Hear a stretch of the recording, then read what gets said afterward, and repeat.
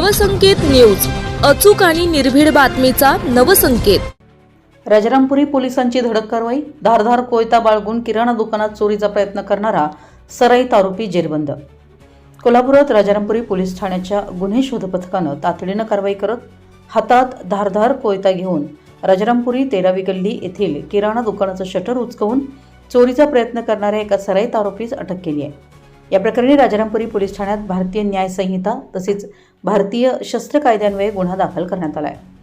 पोलिसांनी दिलेल्या माहितीनुसार दिनांक 27 जून 2026 रोजी रात्री सुमारे 12:15 वाजण्याच्या सुमारास अपूर्वा टॉवर राजारामपुरी 13वी गल्ली येथील समर्थ ट्रेडर्स या दुकानाचं शटर उचकवून चोरीचा प्रयत्न करण्यात आला। यावेळी दुकान मालकानं आरडाओरड केल्यानं संशयित घटनास्थळावरून पळून गेला।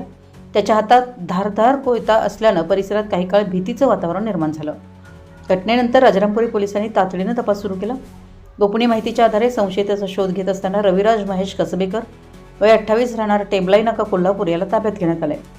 चौकशीत त्यानं गुन्ह्याची कबुली दिल्याची माहिती पोलिसांनी दिली असून या गुन्ह्यात आणखी एका साथीदाराचा सहभाग असल्याचा तपास सुरू आहे। या प्रकरणाचा पुढील तपास पोलीस उपनिरीक्षक एन डी बागल करीत आहेत।